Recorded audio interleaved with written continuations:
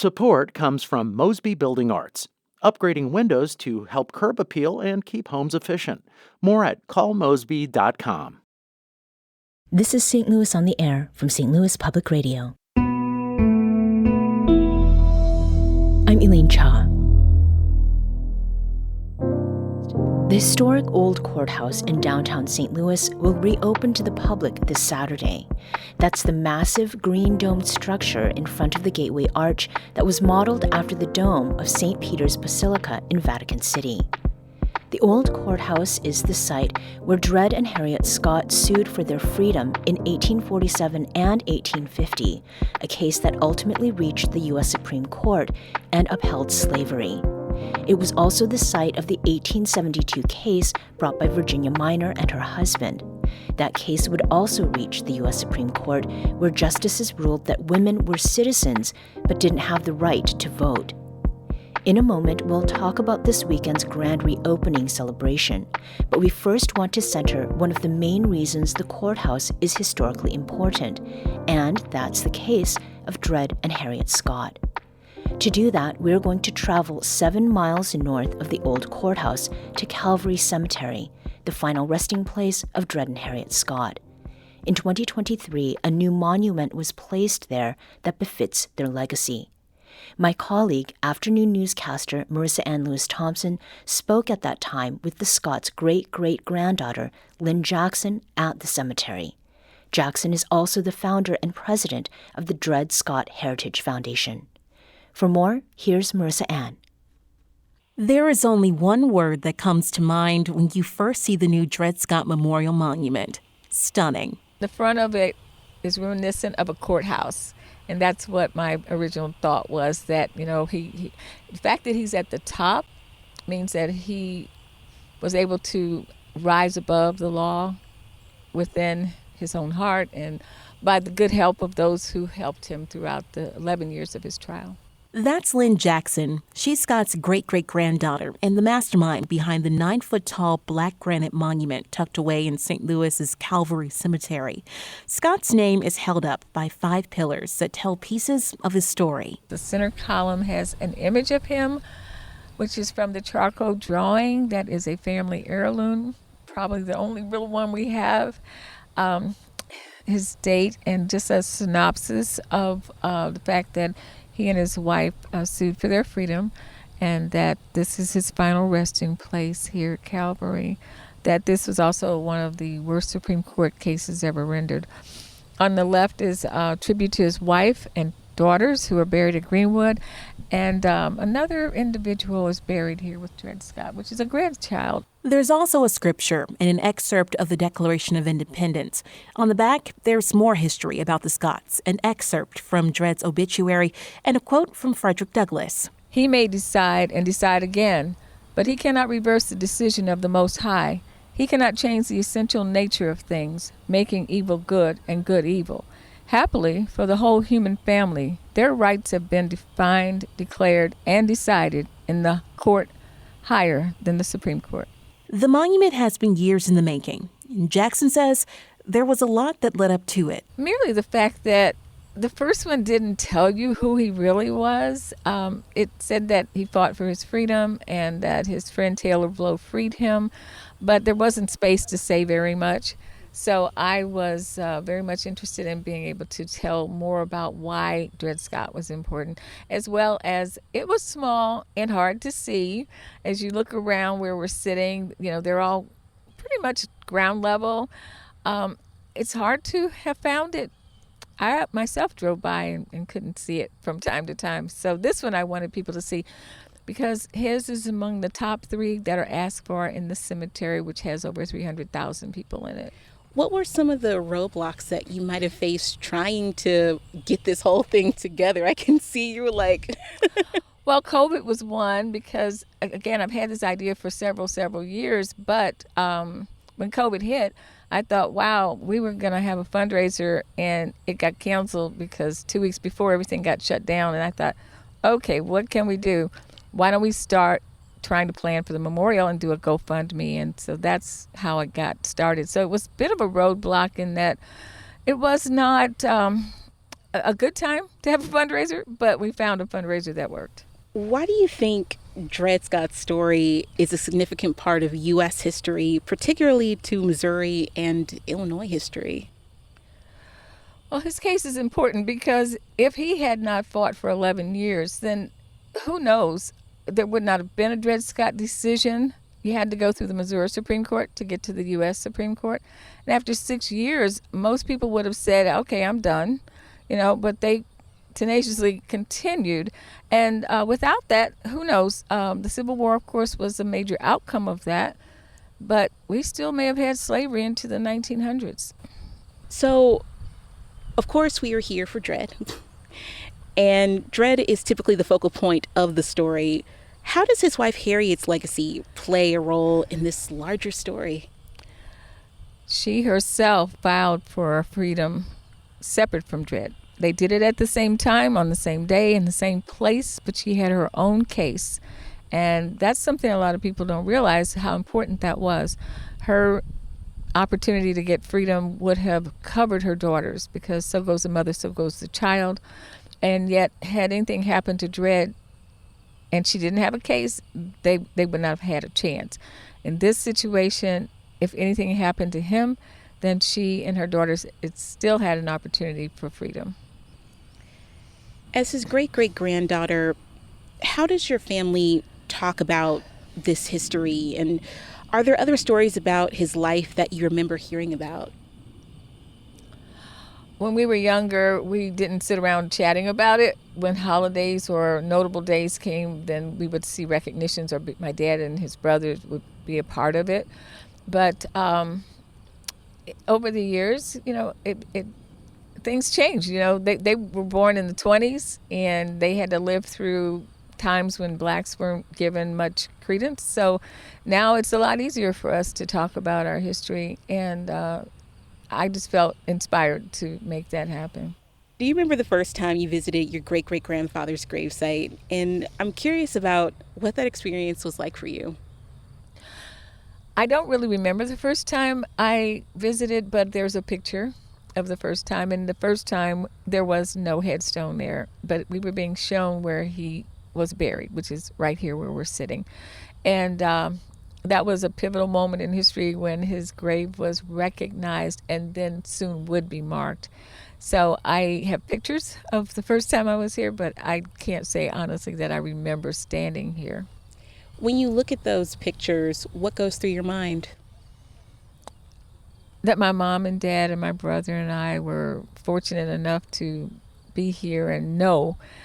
We didn't understand, as my brother and I were just little kids. We were under 4. But my parents and my dad, who actually carried on the legacy, were, I'm sure, very honored to have been able to stand here and be in Ebony magazine and say, wow, this is a historic spot. And soon it's going to be marked with a headstone. I'm talking with Lynne Jackson, the great-great-granddaughter of Dred Scott. We're here in Calvary Cemetery at the site of Scott's new memorial monument.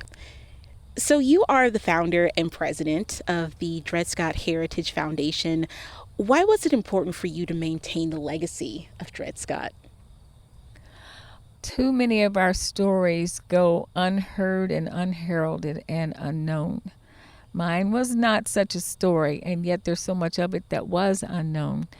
And yet, again, I want to encourage people to study their own history. So if my story can help someone else care about their own story, that's a personal thing for me.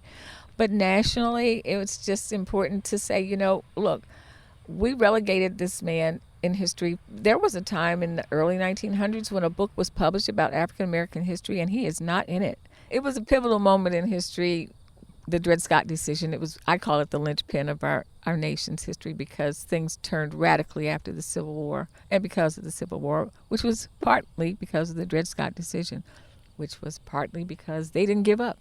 So I think it's just critical that we not forget people like Dred and Harriet and so many others. So for years, people have continued to visit Dred Scott's grave. What is it about him and his story that you think draws people to it? The courage to fight the system, It was sometimes considered seditious to sue your master, and yet in Missouri, the law once free, always free gave them the right to do that, but you still had to step out and do that. So that's one aspect of it. But then the rest of it for me is the continuance of it. I usually tell young people, like, hey, you just got your license and you're going to go out and kick it. Well, you get a ticket, and now you've got to wait 2 weeks to go to court. Can you imagine waiting 11 years to get an answer under the circumstances under which they lived? So every bit of it had to do with courage and endurance. How do you hope this monument will further teach people of all ages about who he was, especially at a time where talking about Black history in this country has been contentious, like talking about this history, and this is your family lineage. Okay, so we have the Dred Scott Heritage Foundation, which was founded on 3 principles: commemoration, education, and reconciliation. This monument encompasses all 3 of those ideals. And in particular, I'm hoping for reconciliation to be a part of what comes out of this, because as a lot of people don't realize it, there were many abolitionists and many people who were not African American who helped Dred and Harriet throughout their whole ordeal. And without them, they probably would not have made it to the Supreme Court. And so this monument encompasses everything that our work stands for. And I think when people come and see the inspiration that's on here, they will walk away with something they didn't have when they came. You and your family have spent many years maintaining the legacy of Dred Scott. How do you hope it will be maintained once it's time to pass the torch to a new generation? When my father wondered who would pass this on after his generation, he didn't know. And actually, I didn't know either. I had no clue I was going to be doing this as late as 2003, but I knew the anniversary would be in 4 years, and so I said, well, we'll do something for sure, because I've always been a planner and a manager and so forth. So I said, well, we were not going to sit back and just watch it on TV, but I did not know, and I had no idea that I was destined to continue and continue. So I'm only believing that down the road, another person can pick up the banner. How do you hope people remember your contributions to Dred Scott's legacy? I hope they remember it as an encouragement, not only to study history, not only to get up and do something themselves and make a difference in the world, but to believe that all things are possible. Thank you so much for sharing this moment with me. I appreciate it. You're very welcome. Thank you. That's Lynne Jackson, the great-great-granddaughter of Dred and Harriet Scott, talking with STLPR's afternoon newscaster Marissa Ann Lewis-Thompson in 2023. They spoke at the Scotts' final resting place in Calvary Cemetery at the then-new monument that honors their legacy. Producer Alex Hoyer spoke with Lynne Jackson this morning. She said she's thrilled that Dred and Harriet Scott have a permanent exhibit inside the newly renovated Old Courthouse. For them to have their own gallery is just an incredible, huge honor and a great leap forward. There were days in my young youth years that their picture wasn't even on the wall. And then there was the black, I want to say it was plexiglass, maybe, black plexiglass. They had 2 beautiful panels on the entrance off of Broadway for many years, but there really wasn't their story. Of course, they did the reenactments, but to get this gallery is amazing, and it will have a few aspects of their lives that people don't know about. So I'm thrilled about it. What kind of aspects that people don't know about?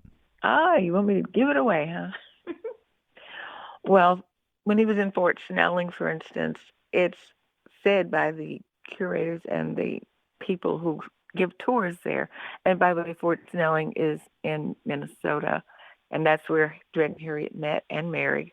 But Dr. Emerson, who quote unquote owned him, sometimes they say perhaps Dred was able to help some of the patients when Dr. Emerson wasn't available. He did travel. He wasn't always at the fort. And they do have a picture in there of Dred assisting him. And so it seems as if he may have picked up a few tips on how to help people if they had medical issues. That's Lynne Jackson, the great-great-granddaughter of Dred and Harriet Scott. She's also the founder and president of the Dred Scott Heritage Foundation. We need to take a quick break. When we come back, we'll talk about this Saturday's grand reopening of the Old Courthouse and what it took to get there. This is St. Louis on the Air on St. Louis Public Radio.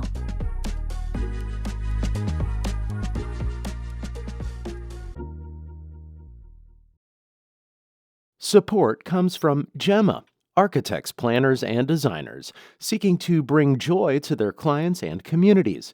Details at gemastl.com.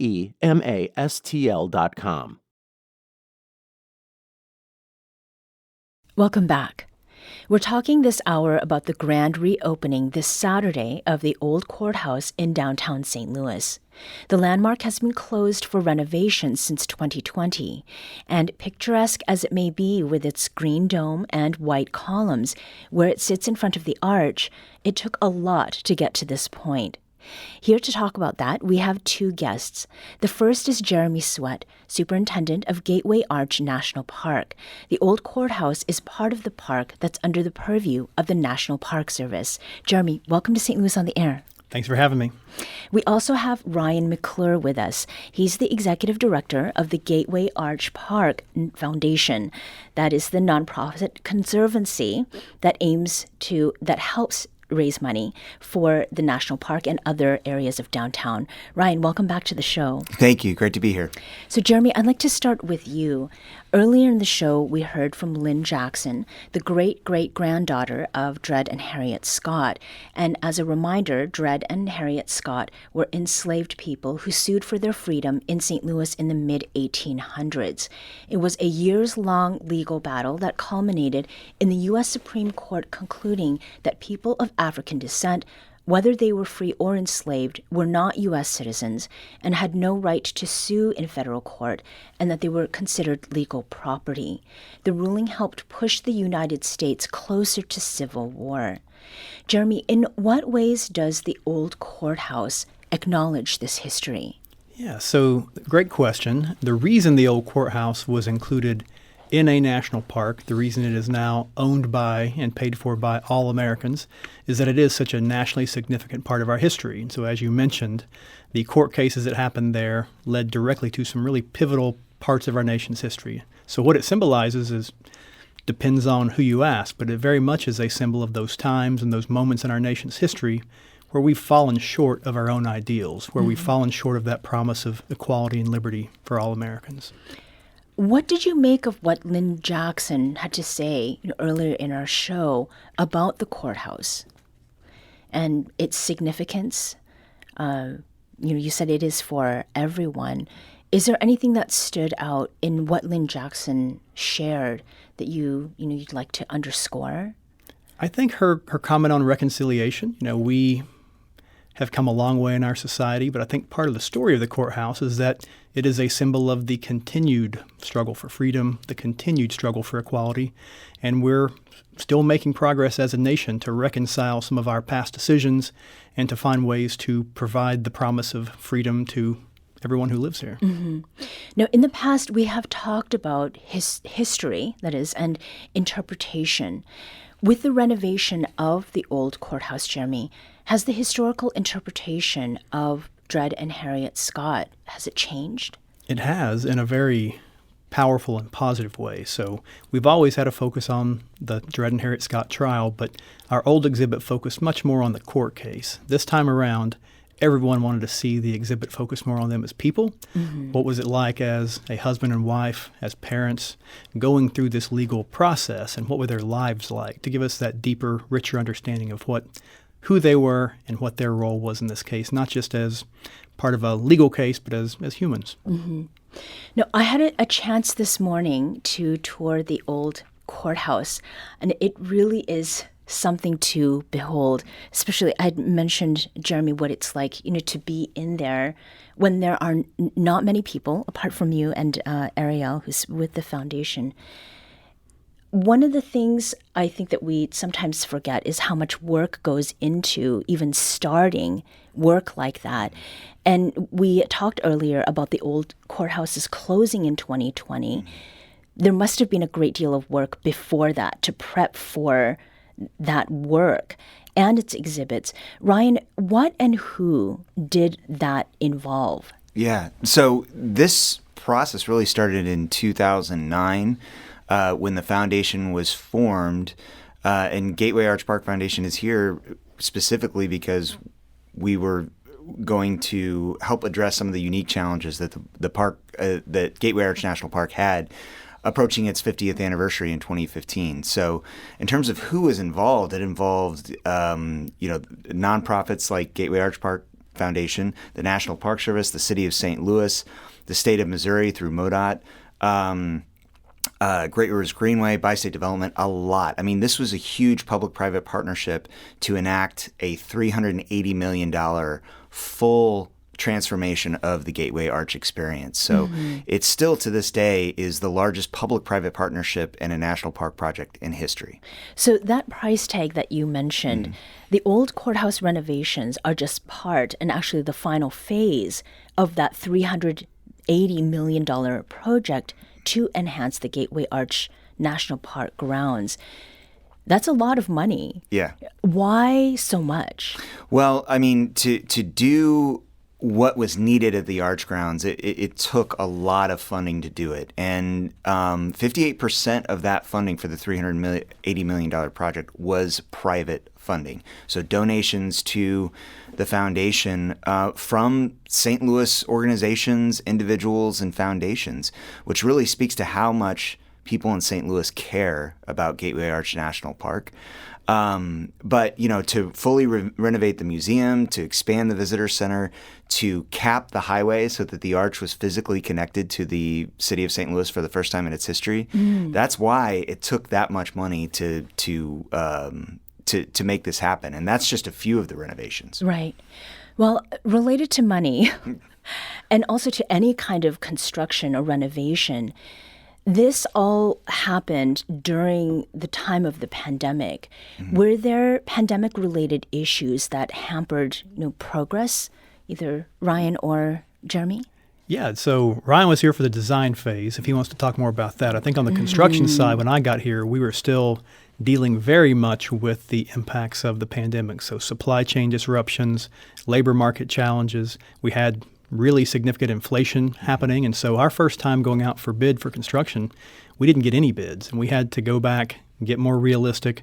And this is where that public-private partnership becomes so very important because we came up short and we didn't want to have a partial project or to lose so much of the value of that vision we had for the building. And so working with the Gateway Arch Park Foundation, me going back to Congress and my leadership and Ryan working with the state and his donors and his board, we were able to cobble together this very complicated mix of funding that helped us to carry out the full project. And on the design front, was there anything, that when visitors walk in, they might not know that there was a certain amount of work that went into it, but these are the results? Yeah, you will both see many different things, and then there are different things about the building that you will never see. Trivers, the lead architect on this project, did a really great job with their team, and then Tarleton, the general contractor, in really modernizing this building, but protecting the historic fabric. So when you talk about the things people might not see, you now have central HVAC in the building.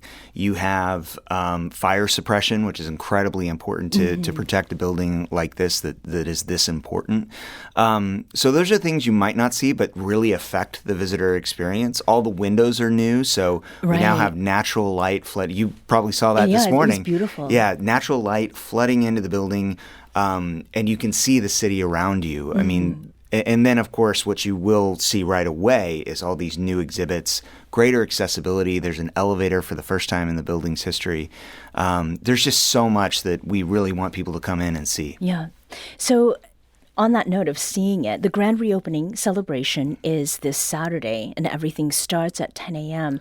Can you give us a broad overview, Ryan, of what is going to happen? Sure. I would love to. We really want our entire community and our visitors to come down. Saturday, May 3rd, starting at 10 a.m. will be the ribbon cutting, and we'll have lots of dignitaries there. The In Unison Choir will be performing. Then immediately following the ribbon cutting, starting at 11 a.m., we're going to have a big community festival in Keener Plaza right next to the courthouse. So we'll have performances by Brian Owens. Cbabi Bayoc will be there, and I know we're going to talk about the great branding that he created for this. Lynne Jackson will be there, and then Jennifer Lewis, award-winning St. Louis-born actress, will be there as well. So it's going to be a wonderful festival from 11 to 3 p.m. on Saturday, and we really hope everybody comes down and celebrates this monumental occurrence. And that festival is called Journey to Justice. And that's right. The theme and visual identity was created by someone you've just mentioned, St. Louis artist Cbabi Bayoc. And our producer, Alex Hoyer, had a chance to talk with Cbabi this morning. People will see visually, even upon approaching the courthouse, they have banners and there's a lot of color. So even Dred and Harriet Scott have color in their clothing.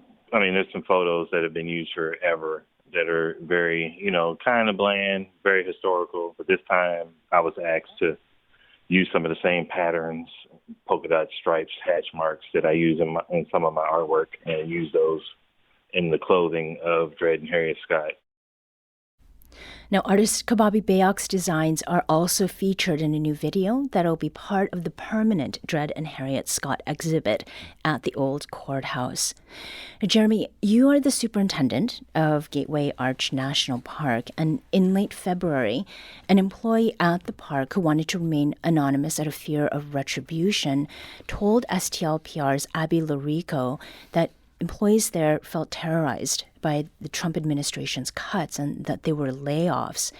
Against that backdrop, and given the stress that comes with grand openings of any sort, are you feeling prepared?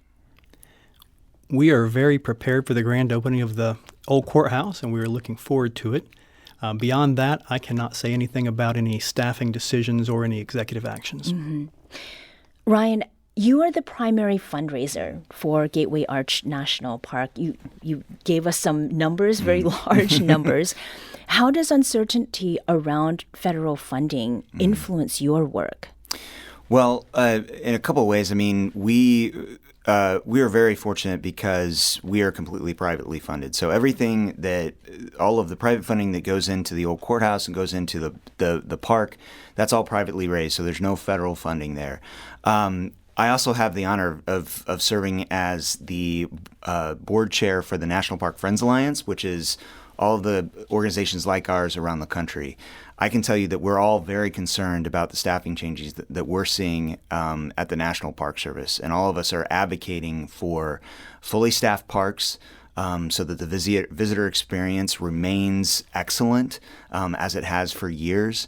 And to raise money and implement private funding at parks, you need National Park Service staff to implement what donors are supporting. So all of us in friends groups are pretty concerned and advocating for, fully staffed parks. Now, Jeremy, to return to the history, we've talked about Dred and Harriet Scott, but the Old Courthouse is also notable as the site of a major case involving Virginia Minor and women's rights. What was that case, briefly, and how is it acknowledged in the courthouse? Yeah, so Virginia Minor is one of those. There's a lot of really important civil rights history, but that's one of the other big cases because it did go all the way to the Supreme Court, but started there in the Old Courthouse. And so Virginia Minor, after the 14th Amendment was passed, granting the right to vote to U.S. citizens, she asserted that women were citizens and should have the right to vote. And that decision was appealed to the Supreme Court, who ruled against her, and it would be half a century before some women would have the right to vote. It would, of course, be until the Civil Rights Act was passed in the 1960s before all women had the equal right to vote. As far as how we acknowledge it, we've got a really well-done panel there, but I think our vision, and I'm going to look at Ryan and say our joint vision between the Park Service and the foundation is that that case deserves more, and the story of women's rights and women's suffrage deserves more. So at some point in the future, we'd like to explore having a standalone gallery that focuses on not just the Virginia minor trial, but that trial in the context of the larger fight for women's suffrage. Mm-hmm. Now, we have just about a minute left. Ryan, is there a part of this grand reopening you're most excited about? I am excited for the personal experiences that people will have. This building has been closed for 5 years, a building that is so important to the history of not just St. Louis, but of our country. And we want to make sure that St. Louisans and our visitors get to experience it. And what I look forward to is when I get to go in the building and see families, friends, young and old, experiencing this and seeing themselves in this history, and knowing, that's what we're here for, mm-hmm. is to create those memories and lasting impact for generations. Mm-hmm. Jeremy Sweat is superintendent of Gateway Arch National Park, and Ryan McClure is executive director of Gateway Arch Park Foundation. Thank you both for being here. Thank you. Thank you. The historic Old Courthouse reopens to the public this Saturday. You can find information about the Journey to Justice Festival at archpark.org.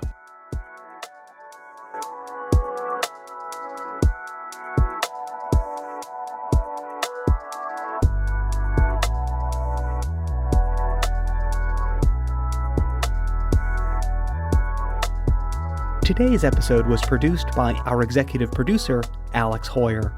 Audio engineering and podcast design by Aaron Dorr. St. Louis on the Air is a production of St. Louis Public Radio. Understanding starts here.